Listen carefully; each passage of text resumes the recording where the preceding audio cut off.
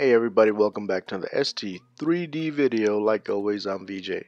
Today we're going to be talking about this beautiful machine here, the Creality CR-10S.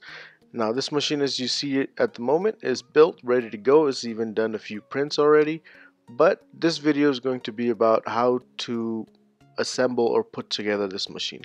We're going to go step by step into detail, and also we're going to tweak and adjust a few things along the way, so once we get it ready to go, fully assembled, we won't have any issues.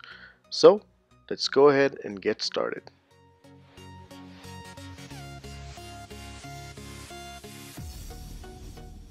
So once you've taken everything out of the box, this is what you should be looking at. You got a bottom piece, the top piece, a box with all the supplies that you're going to need and all the tools included, and the control box for the Creality CR-10S.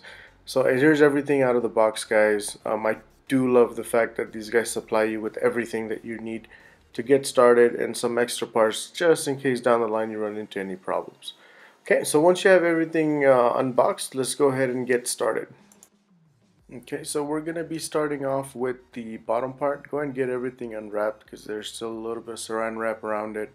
One cool thing about this, guy, since we're just showing the unwrapping part, this glass is actually a little bit thicker than the one that came on the CR10. Also, the edges have been dulled out so you can't cut yourself or anything like that. Okay, one quick thing I will point out here is the CR10S actually comes with the wire strain relief part already printed. You can see right there, which is kind of cool.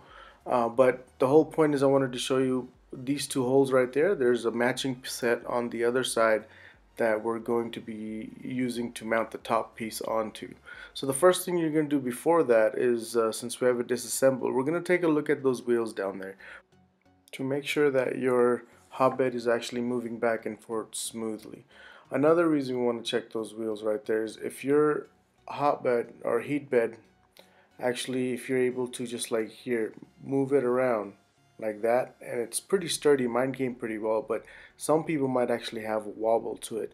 If you have a wobble to it, majority of the time the problem is that the wheels aren't tightened enough. And this is one way you can check that out. Go ahead and flip the machine over and start from one side and just move each wheel by hand and see if it actually grabs the frame and moves back, and if the frame moves back and forth. So we're gonna go ahead and do that and start with the first one here. Okay, as you can see, when I move this one, the frame itself is actually moving because it's upside down. The second one was fine, but notice on the third one right there, guys, it's not moving, so that wheel needs to be tight. Also, when I move to the other side, nothing happens, but the front two work perfectly. So basically the first four work great. The two in the back actually need a little bit of adjusting, and that's a very easy fix. So what we're gonna do first is go ahead and grab your wrench that came with the printer and go ahead and put it on the eccentric nut that you see down there. Now I just use the Allen key and hold it in place at the top, and then you move the wrench clockwise or right, and that's going to go ahead and tighten that wheel for you. So if you notice, I did it here but it didn't catch, so I'm going to go ahead and repeat that process, and I'm going to keep doing it until all my wheels are good and have a good grip on the rails themselves. Now make sure you don't over tighten these guys, because if you do, later on down the line when you're actually printing, you're going to have some bad results. So once you get done with everything, just go ahead and move the bed back and forth. Just make sure everything moves smoothly and is not too tight. Okay, moving on to the next part, go ahead and flip your base over, and we're going to go and attach the top piece to the base now. So go ahead and just take all the zip ties and everything off, and then we'll go from there. Before we mount the top piece to the base, there's a few things you want to check for.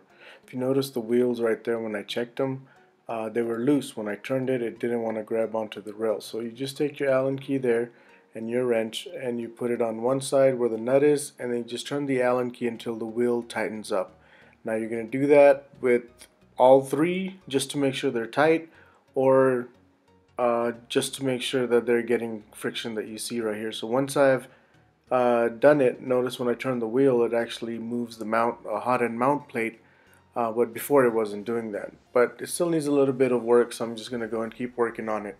And just do this, guys, until you get all 3 wheels to where if you turn it by hand, it will catch onto the rail. So once you get the hot and mount plate wheels situated, you want to move on to the Zeke Uppers that you see here. Just go ahead and get the Allen key that matches the screws there, and just make sure you turn it. Cause see how this one on mine actually came loose. So go ahead and just turn it. Don't over tighten these as well, guys. Just tighten them enough to where they're hand tight. And I believe there's only 2 of these screws in here. So go ahead and do that to both sides, given that the CR-10S comes with dual ZAxis. So once you get that done, then we'll just go ahead and move on to mounting the top piece to the bottom. Alright, so we're ready to go and mount the top to the bottom part. But if you notice here, guys, there's 2 little screw holes. There's 2 on that side and 2 on that side. Earlier I showed you 2 screw holes on the base itself, and there's 2 on each side. So what you're going to do is go ahead and line it up. Now when you do this, please make sure that you put the fan, as you can see right there, facing you outwards, because that's the front part. You can still mount this backwards. I've done it before with my CR10, so just be careful with that. Please make sure you mount the front part facing forward and the back part facing back. I know that sounds stupid, but a lot of people have done that, and I know that for a fact because I've done it myself. Now what you want to do here is go and prep the 4 screws that you're going to be inserting. Go and put the washer on them like so, and you're going to do that to the remaining 3. Now once you've prepped your washers and screws to save you some time during the installation process, what you want to do is either put some kind of a spacer so you can reach underneath, or what I like to do is go and pull the whole machine to the edge of a table, and then from there I go ahead and put the screws in. Now when I screw these in, guys, I don't go all the way 100% tight right off the bat. What I do is I put 2 on this side and I screw it in about 80 to 90%, and then I move to the other side. Now given your frame will still be a little bit wobbly, so be careful. And once you get everything lined up perfectly, then go back and tighten everything up. Okay, so next what we're going to do is go ahead and mount the stop switch. Now the X and the Y stop switches are already installed, so the only one we have to do is this one, which is the Z stop switch. Basically what these switches do, guys, is when you hit auto home on your printer, it moves back. The Y stops the bed from moving, the hot end moves to the left, and that tells it where to stop. And when the Z comes down, this limit switch right here tells it to stop, or end switch, sorry. So to install these, what you want to do is the top ones you want to go ahead and make them vertical, and the bottom ones you want to make them horizontal, because notice the grooves on the rails, when you pop them in and tighten them, they turn the other way. So the top ones will turn right, making it horizontal, and the bottoms ones will turn vertical once you screw it in. So once you have it where the top 2 are straight up and down, which is vertical, and the horizontal would be straight left to right, and you just go ahead and put that in there like so. And once you do it, just hold it down and take your little Allen key that came with the printer again, and go ahead and just tighten them up. I usually just tighten one a little bit, and then I go back and do all of them.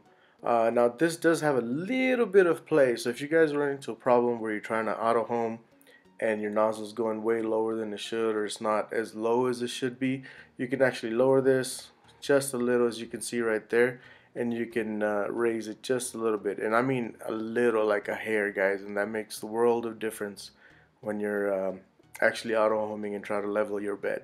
So once you get this installed, just go and screw them all in, and we'll go and move on to the next part. Alright, so once you get the stop switch installed on the other side, go ahead and turn your printer around so you can get to the angle of the other side. This right here, guys, is just a brace. All it does is hold the frame together, making it a little bit sturdier. So again, same concept. Make sure your nuts, the top 2, are facing like so, which is vertical or up and down, and the bottom ones are facing left to right. And once you get those lined up, just go and push them in and tighten them up, and just make sure everything is good to go, and then we can move on to the next part. Now, because this is just an assembly video, guys, I'm not going to show you in detail how to do this, but I will put a link to a video at the end, which is the CR10 maintenance video, but it also applies to the CR10S because most of the stuff is basically the same. So what we're going to do here is tighten up the belts, and to do that you can reference the other video, which I'll put at the end.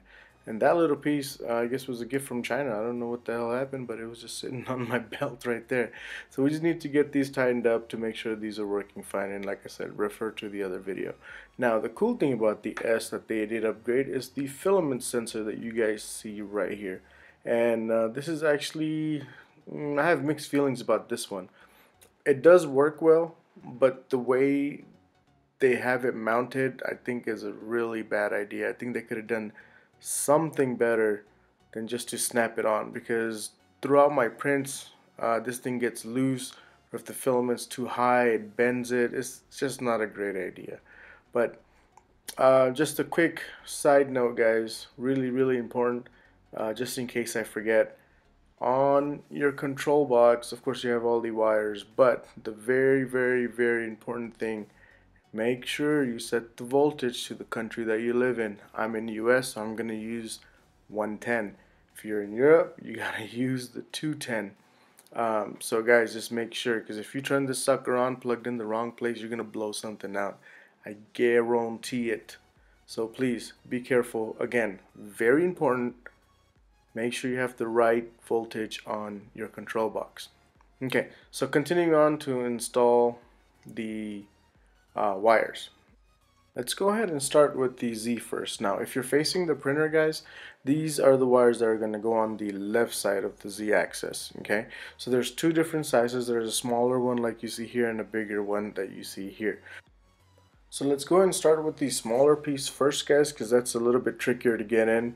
Now, I recommend, if you have some kind of a screwdriver, a flathead, a small one, to get that out, because it'll help you push this pin in. So right here, as you see, I left to go get a flathead screwdriver, and basically just put the clip in and then push it in as best as you can, making sure you don't bend the connectors inside. And then this part's very easy.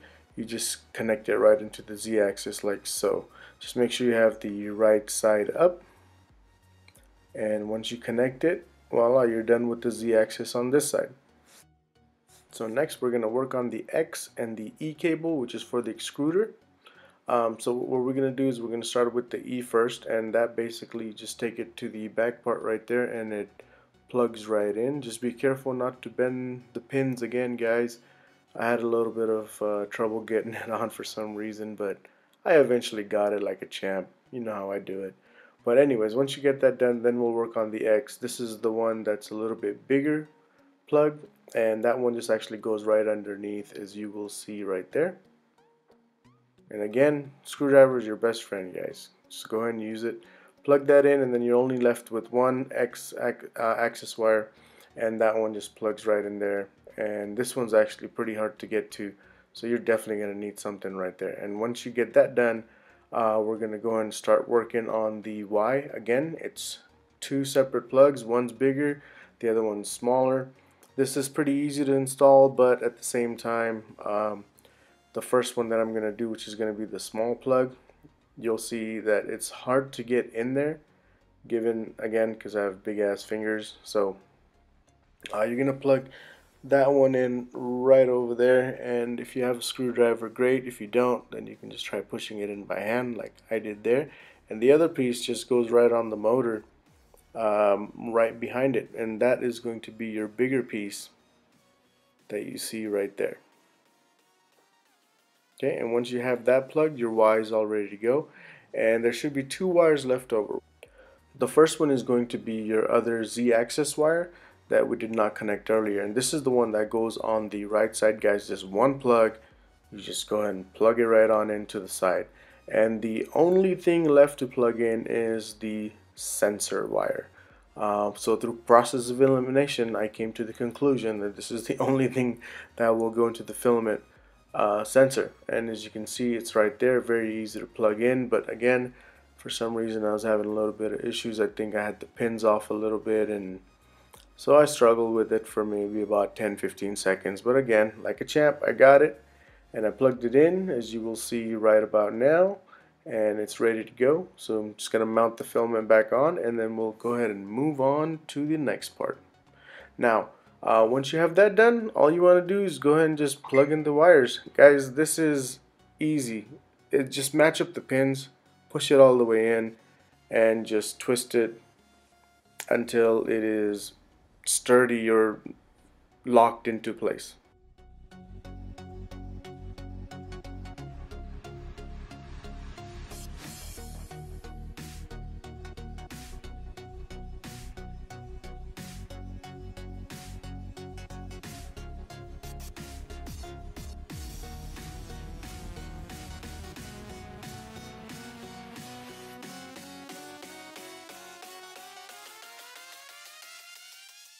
Alright, it's time for another public safety announcement.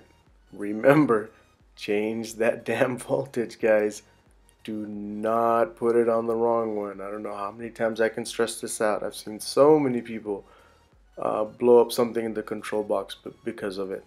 But once you have everything connected, it is magic time. Boom. There it is. Power. Creality 3D. And you are all set. Your machine is completely hooked up. You can go in there and play with the menu a little bit, but what I did is I decided to go ahead and test a few things out. So we're gonna go into the menu here, okay, and once you go into the menu, we're just gonna scroll down to prepare, and then we're just gonna go to move axis just to make sure everything moves. We're gonna do it manually instead of clicking auto home. Okay, let's go ahead and start with the x-axis first. So once I move it, I notice it moves back and forth, which is great. But then I realized that it doesn't move all the way, and the reason for that, guys, is because I didn't auto home it first. You want to make sure as soon as you turn on your printer that you go ahead and auto home it first. So what that does is when I'm moving it here and it's already almost at the edge to where its limits are, if I try to move it about 20-30 millimeters, it's gonna hit the edge and it's not gonna move, and it makes like this crazy popping sound. So just make sure you auto home it first, and then go ahead and test out all of your X, Y, and Z movements just to make sure everything works great. I was actually going to edit that out of the video, but then I realized, you know what, let me go and put that in so you guys can see what kind of stupid mistakes I make as well, because nobody's perfect.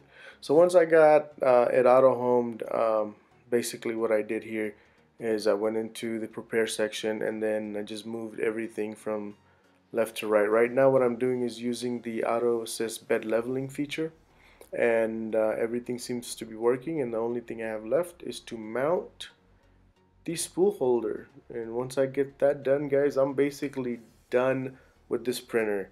And there you go, the assembly of the Creality CR-10S. And just when I thought I was over, I forgot to connect the button tube. Another silly mistake. There you go, guys. We need to connect this back up. So I'm just gonna go ahead and show you in the video how to do that. Basically, push that in, pull that little white tab out, and then just go and insert it a little bit more until it catches on, and then that's it. You're done. I promise, this is it. There's no more. All you gotta do now is go ahead and test out the printer, make sure everything works. Now this was just an installation video for me, guys. I do have a review on this printer. I'll put a link to that soon, and on that video I actually show you how to tweak some of the settings, and how to adjust the belt, and how to get the first print going. So yeah, that's it. That's the installation for the second time, official installation end of the CR-10S. Well guys, that's it. We got the machine put together, the Creality CR-10S. This machine is amazing so far, very easy to put together. Comes 80% built, like I said earlier. Tested everything works, X, Y, Z, all of it works. I have not checked the filament detection yet. We are going to do that in another video, so stay tuned for that. That's going to go over review and how basic functions work on this printer. So with that said, guys, I think I'm gonna call this one the Dark Knight.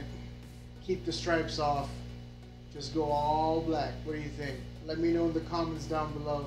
If you want to see more content, go and subscribe to the channel. If you like this video, give it a thumbs up. And like always, good luck and happy printing.